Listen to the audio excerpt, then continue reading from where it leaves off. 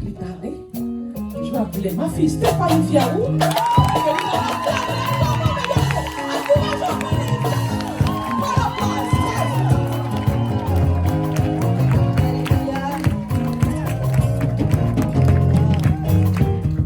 Est-ce que tu peux continuer d'acclamer le roi des rois?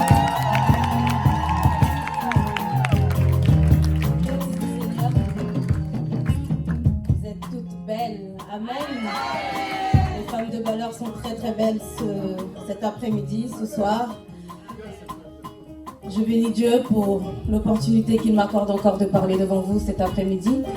Merci au ministre, merci à papa, merci pasteur Pedro, merci à l'évangéliste. Un grand merci à maman Susanna.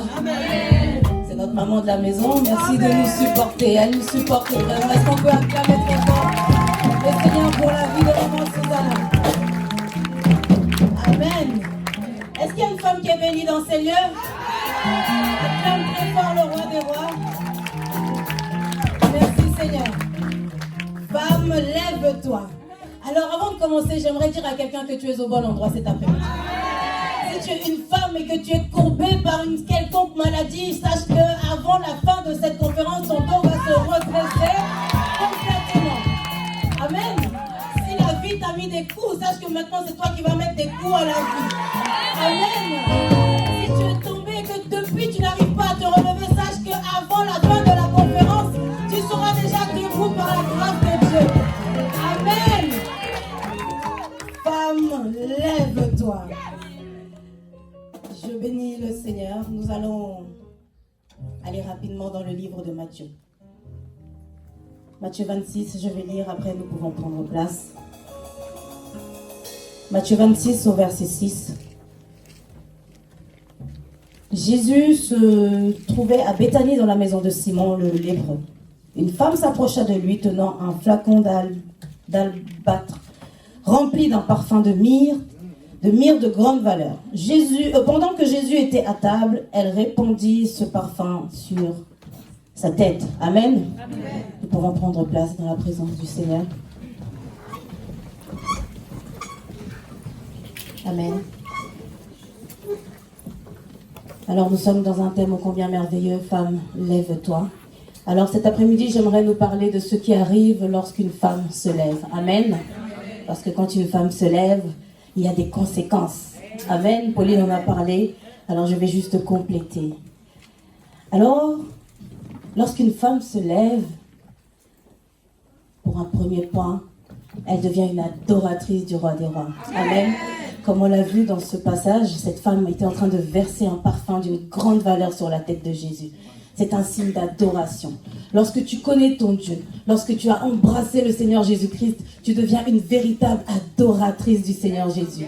Tu ne regardes même pas à ce qui se passe autour de toi. Et on peut lire, j'ai fait exprès de couper pour gagner du temps, mais on peut lire dans la suite qu'il y avait des personnes qui étaient là, qui pouvaient aussi faire ce geste-là. Amen.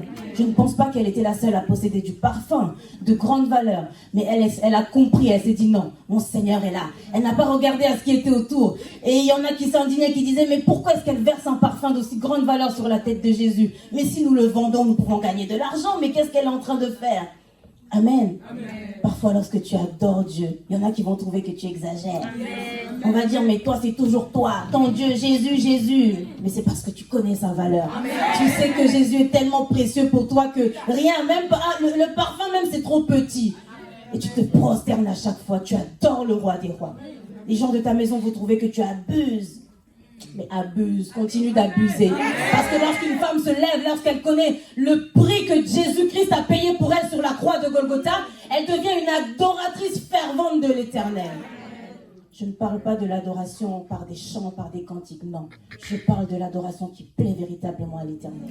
Tu marches dans la crainte de Dieu. Lorsqu'une femme se lève, elle marche dans la parole de Dieu. Lorsqu'une femme se lève, elle se prosterne, elle adore l'Éternel.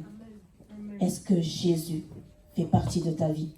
Est-ce que lorsque tu te lèves le matin jusqu'au soir, est-ce que tu passes un temps dans la présence de Dieu?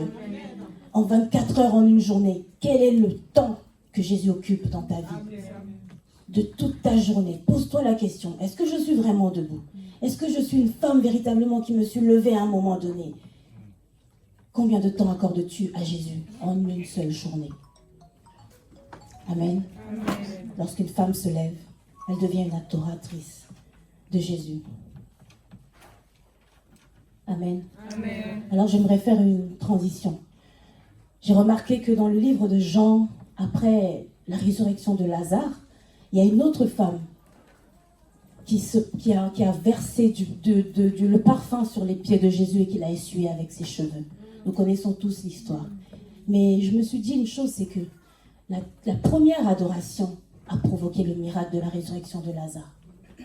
Lorsque tu adores Jésus-Christ de Nazareth, cela produit en toi une certaine foi. Amen. Tu as la foi en lui. Même si les choses sont noires autour de toi, même si tu penses que tu ne vas pas y arriver, l'adoration produit une foi. Et cette foi va produire le miracle. Amen. Amen. Jésus a ressuscité Lazare. On l'a appelé, on l'a dit, Lazare est malade. Lazare est mort, on l'a enterré, Jésus est arrivé. Et Jésus a ressuscité Lazare. Et lorsque Jésus a ressuscité Lazare, on voit cette femme qui, cette fois, verse le parfum sur les pieds de Jésus. Et qu'est-ce qu'elle fait? Elle essuie avec ses cheveux. L'adoration de la femme qui se lève produit le miracle. Et le miracle emmène encore dans une adoration plus profonde que la première. Amen. Deuxième point.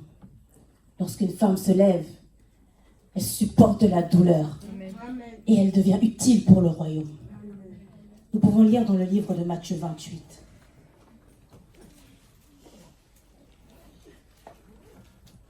Je lis au nom de Jésus. Amen. Matthieu 28. Après le sabbat, comme le jour commençait à poindre le dimanche matin, Marie de Magdala et l'autre Marie se mirent en chemin pour aller voir la tombe. Tout à coup, voici qu'il y eut un violent tremblement de terre. Un ange du Seigneur descendit du ciel, s'approcha de la tombe, roula la pierre de côté et s'assit sur elle. Il avait l'apparence de l'éclair et ses vêtements étaient aussi blancs que la neige. Les gardes furent saisis d'épouvante et se mirent à trembler et devinrent comme mortes. Mais l'ange s'adressa aux femmes. Est-ce que tu peux dire à ta voisine, mais l'ange s'adressa aux femmes. Et leur dit, vous autres, n'ayez pas peur. Je sais que vous cherchez Jésus, qui a été crucifié. Il n'est plus ici, car il est ressuscité. Amen. Comme il l'avait dit. Venez voir l'endroit où il était couché. Puis allez vite annoncer à ses disciples qu'il est ressuscité. Et voici, il vous précède en Galilée. Là, vous le verrez, voilà ce que j'avais à vous dire. Amen. Amen. Jésus était mort. Jésus était enterré. Tout le monde s'était dispersé. Les disciples qui marchaient avec Jésus s'étaient dispersés.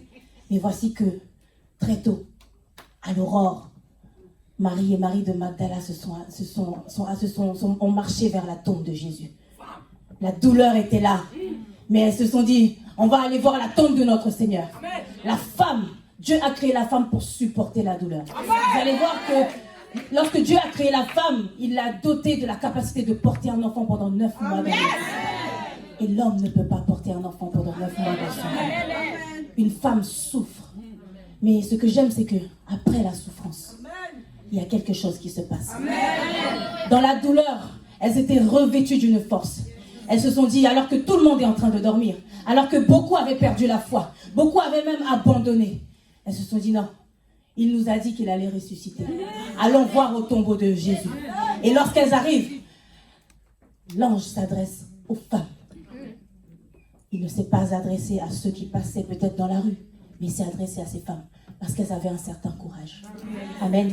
Et ce que j'aime, c'est qu'à un moment, il leur dit, il n'est plus ici car il est ressuscité comme il avait dit. Elles ont gardé la promesse. Elles ont gardé la promesse. Amen. Et il leur dit, allez vite annoncer aux disciples. Allez. C'est une mission. Même dans la douleur, Jésus t'envoie. Même lorsque ça ne va pas, Jésus t'envoie. Là, ça n'allait pas. La douleur était là. Mais elles se sont dit non. La promesse aussi est là. Et quand la promesse est là, on court vers la mission. Amen. Allez annoncer aux disciples qu'il n'est plus ici. J'ai cherché. Allez.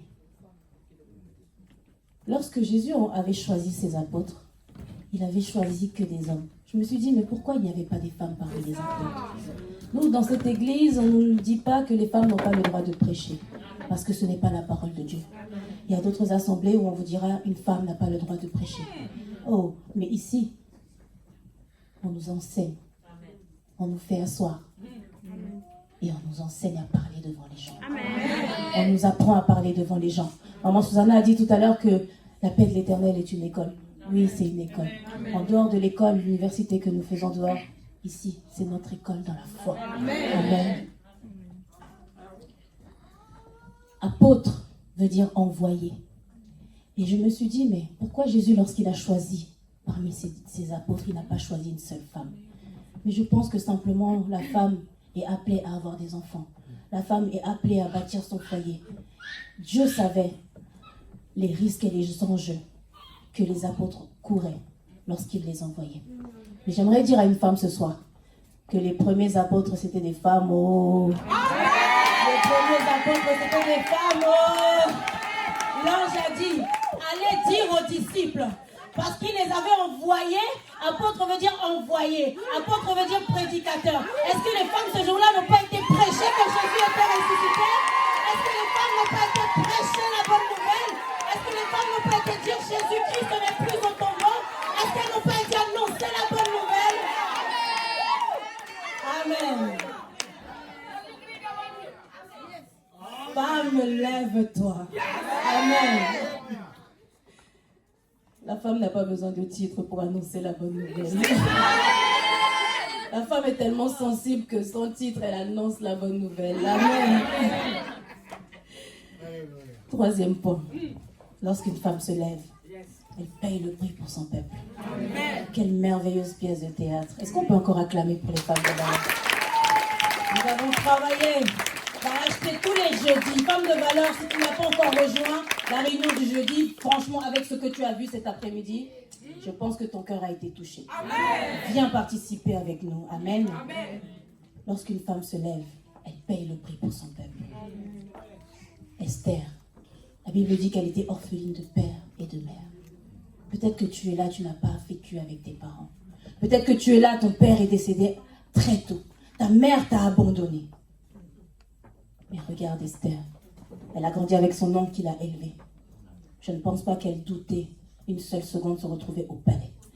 Pour moi, elle s'est retrouvée au palais d'une manière miraculeuse.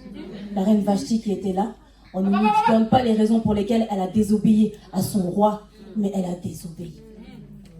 C'est vrai qu'il y a des personnes qui désobéissent pour que toi tu puisses prendre la place. Il y a des personnes qui en cours de route vont abandonner pour que toi tu puisses prendre leur place. Ne t'étonne pas que si sur le chemin tu vois il y en a qui sont plus là mais que toi tu es toujours là, mais c'est parce que ça participe au plan de Dieu pour ta vie. Amen. La reine Vashti, une reine, ton roi t'appelle et tu dis non, je ne veux pas y aller. Quelle audace. Mais c'est parce que Esther avait été préparée. Sans père ni mère, elle avait été préparée. Il fallait qu'elle se retrouve au palais. Le palais, pour moi, représente la vie en Christ. Lorsque tu viens en Christ, tu penses que les choses vont être faciles. Lorsque tu rencontres Christ, tu es zélé, tu penses que ça va être facile, tout va être beau, tout va être rose. Mais non. Esther, lorsqu'elle arrive au palais, elle était mariée à ce roi. Mais elle ne pouvait même pas le voir tous les jours. Elle ne pouvait même pas le voir tous les jours. Ça, ce sont les réalités du palais. Lorsque tu viens à Jésus-Christ, il y a des choses que tu n'obtiens pas tout de suite. Il y a des choses pour lesquelles tu dois d'abord payer le prix. Tant que tu n'acceptes pas de payer le prix, tu resteras là. Paye le prix pour ton peuple. Tu payes le prix pour ta vie. Si on voulait regarder à notre propre vie, je pense qu'on aurait abandonné depuis longtemps. Mais parce que nous savons qu'il y a un peuple qui est attaché à notre destinée. Nous savons qu'il y a une famille qui est attachée à notre destinée. Nous savons qu'il y a des jeunes filles dehors qui sont attachées à notre destinée. C'est pour ça que nous avons accepté de payer le prix. Amen. Ce que j'aime avec Dieu, c'est qu'il ne t'enlève rien sans rien te donner en retour. Il lui a enlevé père, il lui a enlevé mère, mais il avait préparé le palais pour elle. La Bible dit qu'elle était d'une grande beauté. Peut-être que tu es là, ton père n'est plus, ta mère n'est plus, mais tu es trop belle. Sache que cette beauté va t'emmener au palais. Amen. Mardochée vient voir Esther. Il y avait un complot. Le peuple juif devait être exterminé. Le roi ne savait même pas qu'elle était juive, parce que c'était un secret. Mais lorsque Mardochée vient, c'est parce qu'il savait que Esther était capable. Lorsqu'une femme se lève, elle est capable. Lorsqu'une femme décide de se lever, Dieu la capacite pour de grandes choses. Amen. 3 jours de jeûne. C'est pas facile, hein? 3 jours de jeûne à sec. Elle a jeûné, son peuple a jeûné. Mais elle a mis sa vie en danger. Parce que lorsqu'elle s'est approchée du roi, si le roi ne levait pas son bâton, c'était sa vie qui partait. Mais elle s'est dit, advienne que pourra. Je vais payer le prix pour mon peuple. Amen. Et elle est rentrée. Et ce que j'aime, c'est que le décret qui avait été prononcé, Dieu a changé les choses. Dieu a changé les choses. Lorsqu'une femme se lève, oh, il y a un transfert qui est fait. Il y a un transfert qui est fait. Parce que lorsque tu te lèves, d'abord, tu te lèves dans le monde spirituel. Et on nous enseigne que tout est d'abord spirituel. Ce dimanche, on nous a encore appris que tout était spirituel. Quand tu te lèves, tu combats d'abord dans le monde spirituel. Quand tu jeûnes, tu combats d'abord dans le monde spirituel. Le jeûne a fait que le roi a accepté de rencontrer Esther. Et elle a trouvé grâce à ses yeux. Il y a un verset qui est monté dans mon cœur, c'est Ésaïe 43, verset 4, qui dira, parce que tu as du prix à mes yeux, parce que tu es honoré et que je t'aime, je donne des hommes à ta place et des peuples pour ta vie. Amen. Parce que Esther avait du prix aux yeux de Dieu. Parce que le peuple juif avait du prix aux yeux de Dieu. Dieu a donné des hommes à la place du peuple juif. Le décret avait déjà été prononcé. Bien aimé, il y a des choses qui sont prononcées sur nos vies. Il y a des perches qui sont tendues sur notre chemin. Mais lorsqu'on se lève, Dieu donne des hommes à notre place. Lorsque dans ton travail, on dit qu'on veut te licencier, et que tu te lèves et que tu jeûnes, tu pries le Seigneur, des hommes sont donnés à ta place. Toi, tu restes et d'autres partent. J'ai aimé le témoignage de l'évangéliste ce mercredi.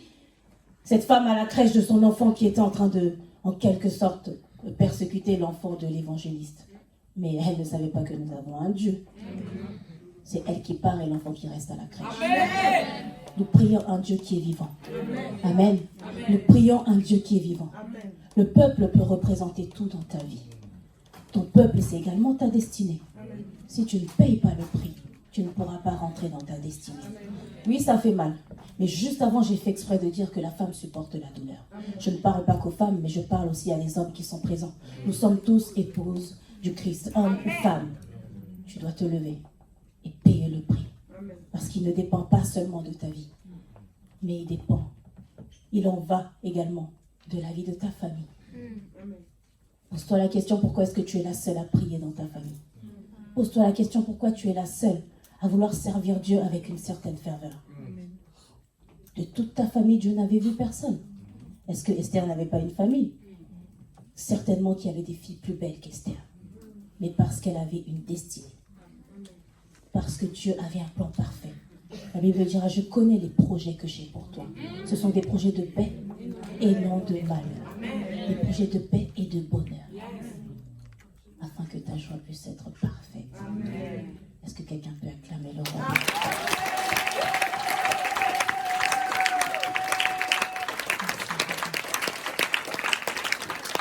Merci Seigneur. Nous pouvons se tenir debout ensemble dans la présence de Dieu. Nous allons passer un court moment dans la prière, encore une fois. Nous sommes tous des Esther dans ces lieux. Amen. Amen.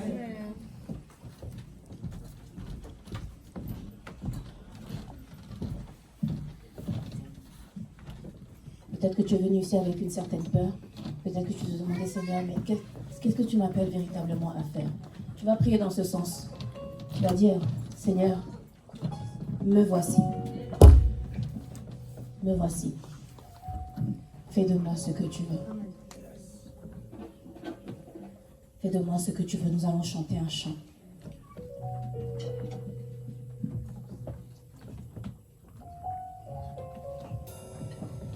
Merci Jésus. C'est Dieu. Nous voulons demander la volonté de l'Éternel dans nos vies. Nous savons que c'est Dieu. Mais si Dieu nous a donné la capacité de supporter la douleur, c'est que nous allons la supporter jusqu'au bout. Parce que notre Dieu n'est pas mort, notre Dieu est vivant. Amen. Il est assis à la droite de Dieu le Père Tout-Puissant. Et il veille sur nous. Ses promesses vont s'accomplir dans nos vies. Est-ce que quelqu'un peut lever sa voix et prier le Seigneur? Est-ce que quelqu'un peut prier de tout son cœur? Est-ce que quelqu'un peut prier de tout son cœur?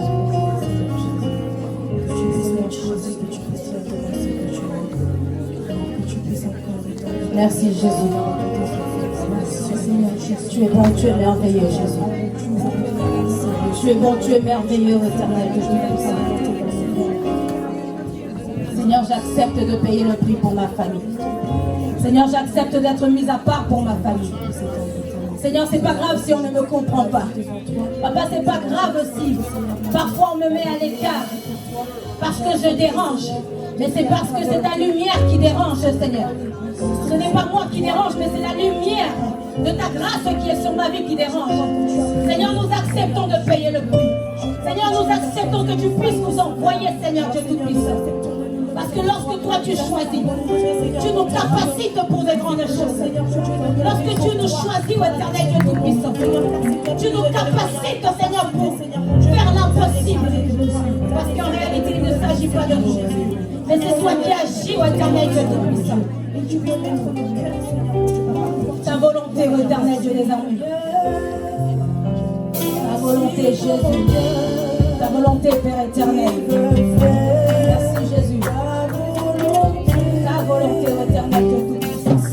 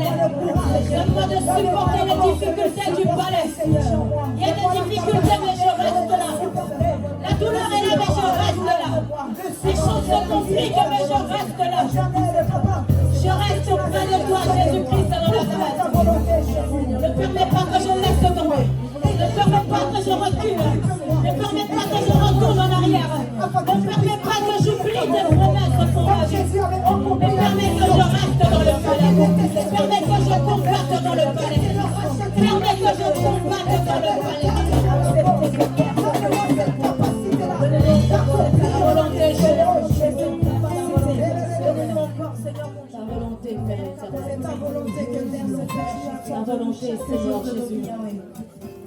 Ta volonté, ô éternel Dieu Tout-Puissant. Seigneur, merci pour ta grâce. Papa, nous ne sommes rien. Si nous regardons de là où tu nous as tirés, Père éternel, nous ne sommes rien. Papa, toi qui prends l'indigent et qui le fais asseoir avec les notables de son peuple. Père éternel, sans toi, nous ne sommes rien. Merci pour ta grâce. Merci parce qu'une femme se lève. Merci parce que ta parole a touché les cœurs. Merci Père éternel parce que tu nous changes. Merci parce que personne ne ressortira de ces lieux de la même manière qu'il est venu. Merci parce que tu nous capacites pour de grandes choses. Là où les hommes ont dit que nous n'allons pas y arriver. Là où beaucoup attendent de notre chute, ô éternel Dieu des armées. Papa, c'est là même encore que nous allons nous accrocher à toi. Seigneur, aide-nous à affronter les réalités du palais. Aide-nous à affronter les difficultés du palais. Aide-nous à combattre les combats du palais. Parce que tant que nous sommes dans le palais, nous avons la victoire. Tant que nous sommes auprès de toi, nous avons la victoire. Tant que nous t'avons Jésus-Christ dans nos vies, nous avons la victoire. Nous te bénissons, nous te rendons grâce. Parce que c'est toi qui fais toutes les choses, Père éternel. Est-ce que quelqu'un peut acclamer le Seigneur?